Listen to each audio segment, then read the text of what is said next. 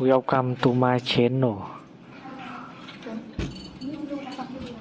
Try to hear the latest story.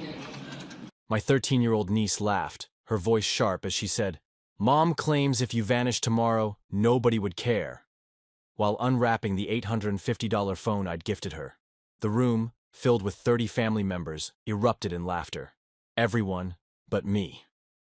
I gave a slight nod, and with a few swipes on my phone, I canceled every payment, subscription, and financial support I'd been providing. Gone. That night, I left, cut all ties, and disappeared, leaving only a black duffel bag behind. Inside it, they'd find... Mom claims if you vanish tomorrow, nobody would care. My niece's giggle cut through the air as she tore the plastic off the $850 phone I'd bought her. Her fingers moved delicately, but her words stung like a blade. The living room buzzed with the voices of my family, 30 people, their chatter loud and thoughtless. A birthday cake sat untouched on the kitchen counter, candles unlit, but a fire was already burning inside me. My sister, Lindsay, didn't glance up. She lounged on the sofa, scrolling her phone, her lips curling into a smug grin, as if she just won a silent argument. Mom was in the kitchen, stirring a pot, acting oblivious, but I caught the slight tilt of her head, a quiet endorsement. Dad? He didn't bother hiding his amusement. He chuckled, raised his glass, and muttered, "Well, she's got a point." Laughter spread like wildfire. My cousins smirked, and even Uncle Greg, who barely knew me beyond holiday dinners, snorted into his drink. I stood there, frozen, feeling like an idiot, like the idiot I'd always been. The one who paid their bills, the one who fixed their messes, the one who was never enough. "Thanks for the phone, Uncle," my niece chirped, already nestled against her mother, her eyes glued to the glowing screen. I watched her, my pulse pounding, my face burning, the room closing in around me. It felt like I was choking. But I stayed silent. I just nodded, like always. Nodding, smiling, pretending. Always pretending. Lindsay finally looked up, her eyes locking onto mine, and in that moment, I saw it. A glint of triumph, of satisfaction, like she'd been waiting for me to stand there, mute, humiliated. "All right, everyone, time for cake." Mom's voice cut through, bright and breezy, brushing aside the tension. But the bitterness lingered in my mouth, heavy and sour. I drifted to the kitchen, leaning against the counter as they gathered around the table. Candles flickered, wishes were whispered, and I stood there, hands balled into fists, jaw tight. Beneath the pain, something colder took root. I felt my phone in my pocket, a few quick swipes, and every bill, every subscription, every financial lifeline I'd provided for Lindsay, for Mom, for Dad, it was all gone. My fingers moved on instinct, a choice I didn't realize I'd made until it was done. Erased. Just like that. Their voices faded into a distant murmur. The room tilted, filled with familiar faces that suddenly felt alien. They laughed, they sang, they celebrated, and I was invisible, a ghost with a credit card. But no longer. I slipped out without a word. No one noticed. Of course they didn't. My niece's words were the one truth they'd spoken all night. I didn't go home. I went to my apartment, packed a few essentials into a small bag, and then paused. The black duffel bag sat in the corner of my closet, nearly forgotten. Tonight, it had a purpose. I filled it, not with my belongings, but with something else. Something they wouldn't expect. I returned to the house. The noise was still chaotic. No one saw me slip in, place the duffel by the staircase, and leave. Then I was gone. Truly gone. By the time they realized, I'd be a memory. But inside that duffel, let them open it.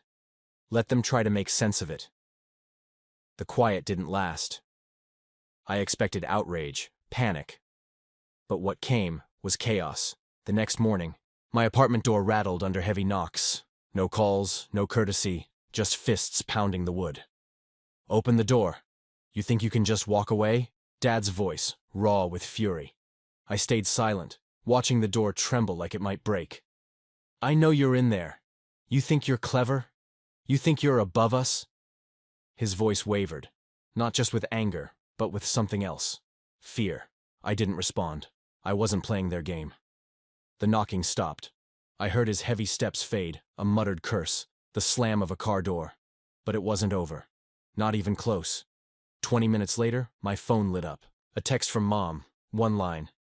"How could you abandon your own family?" I didn't answer. An hour later, Lindsay called. I watched her name flash on the screen and let it ring. Then again, and again. 6 times. Finally, a text. "You think you're so smart? You think we can't survive without you? Fine. See how long you last without us." I read it and smirked. Was that meant to scare me? Or tempt me? The real storm hit that evening. I was stepping out of the shower when I heard a key in the lock. I froze. No one had a key to my place.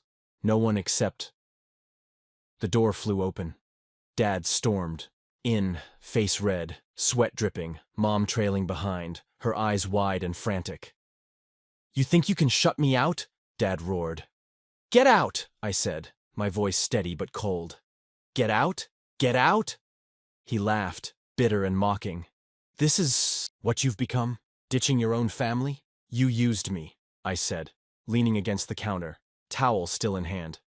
"There's a difference." Dad stepped closer, fists clenched. "You ungrateful little snake. Try it." The words came out calm, deliberate. A dare. His hand shook, but he didn't swing. We both knew he wasn't a fighter. He was a loudmouth who hid behind threats, too scared to face his own weakness. "What did you do?" Mom's voice cracked. "The cards are dead. Lindsay can't pay her bills. The house payment, it's all gone." "Exactly," I nodded. "Everything I handled. Everything I paid for. It's done." Dad's laugh was hollow. "You think you're some big shot?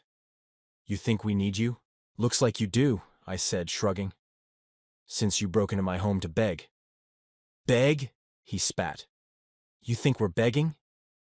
Enough. My voice cut through his rant, sharp and final. "I'm done." Mom stepped forward, hands trembling. "Please, this is your family.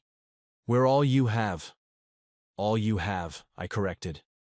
"I'm done being your ATM, your servant, your punching bag." Dad's face contorted. "You little..." I raised a hand. "Get out, now." "You can't do this," Mom whispered, tears spilling. "This is heartless." "Heartless?" I laughed, the sound bitter. "Heartless is calling your son worthless while spending his money.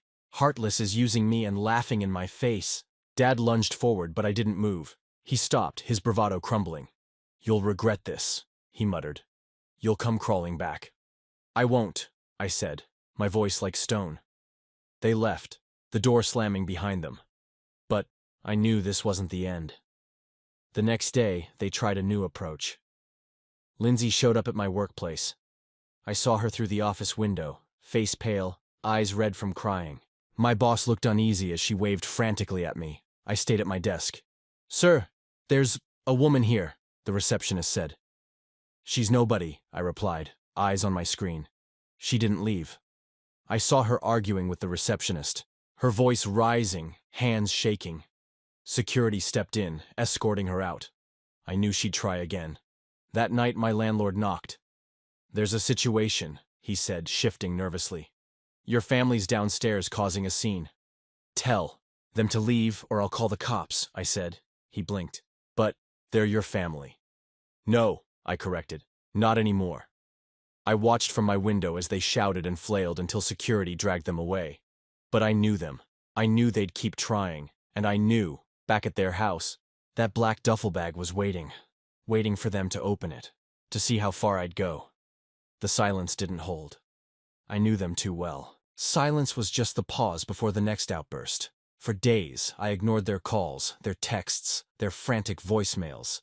I even took time off work, savoring the quiet. But I wasn't naive. I knew they wouldn't quit. It started with Lindsay's rants, messages dripping with venom, blaming me for their chaos. Mom's tearful voicemails came next, begging me to be the bigger person, to save them. Then Dad. At first it was fury, threats, insults, the usual noise. But then his tone shifted. Calm, calculated, an invitation. Son, let's settle this like adults. No games, just us. There's a game this weekend. Our team's playing. Come, we'll talk. A trap. I felt it in my gut. But I agreed. I wanted this. So I went. But when I saw the empty seats around him and the black duffel bag clutched in his hands, I knew I was right. They didn't want peace. They wanted control. But I wasn't the same fool who stood in their living room, nodding and pretending. Not anymore. The stadium roared, a chaotic pulse of cheers and stomping feet. A perfect place for secrets to vanish. Dad was waiting in section 12, row F, the seats around him empty despite the packed game. He spotted me, waving with one hand, the other gripping the black duffel. My duffel. I walked down the steps, each step deliberate, my eyes fixed on him. He looked eager.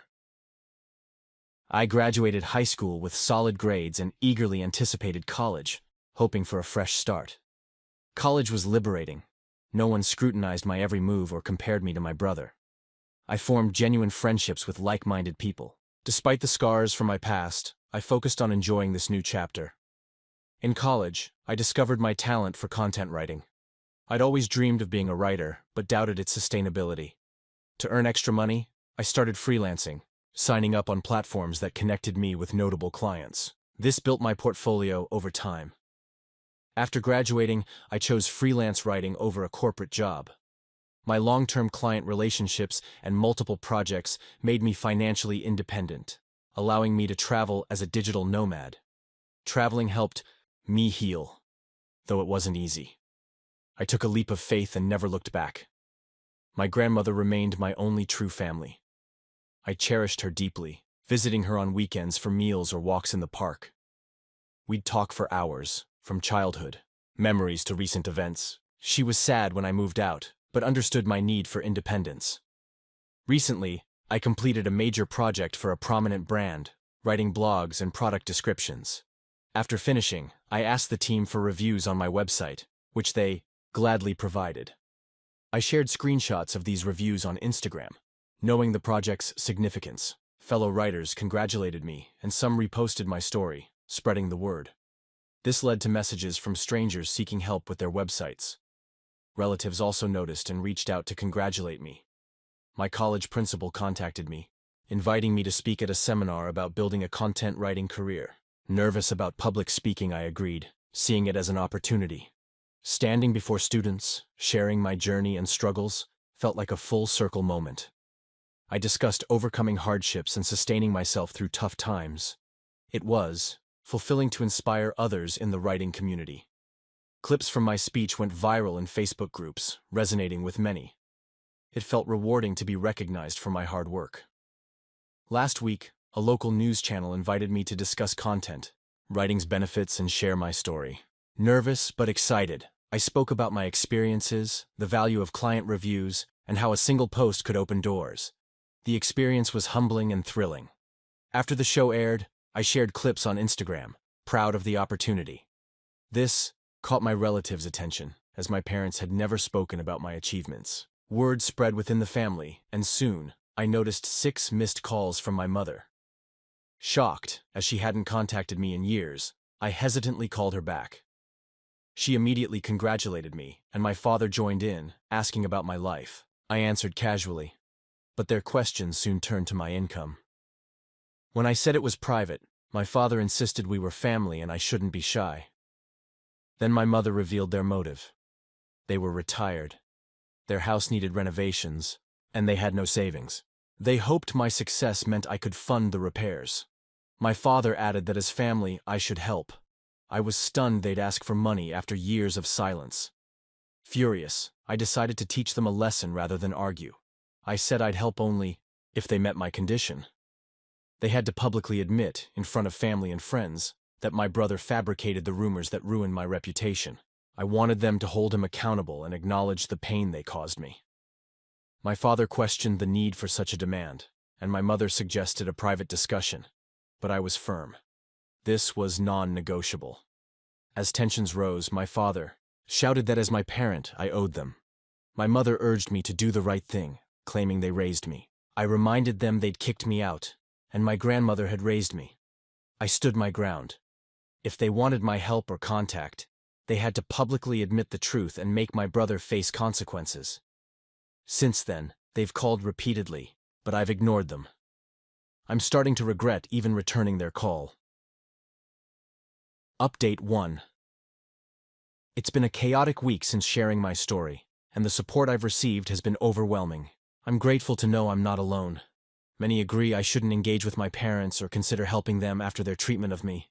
I set that condition knowing they'd never agree to it, as they favor my brother too much. Even if they suspect his lies now, they'd never humiliate him as they did me. Today, my brother sent a cruel text after my parents' calls went unanswered. He wrote, "Hey sis, long time no see, and life's been great without you. I heard about the ultimatum you gave mom and dad. They'll never do it, you know. They never loved you and won't hurt me. Yeah, I lied about you 15 years ago, but that's ancient history. Move on. You're single and childless, so why not help them with the house repairs? Be a better daughter." His message felt like a knife to the heart.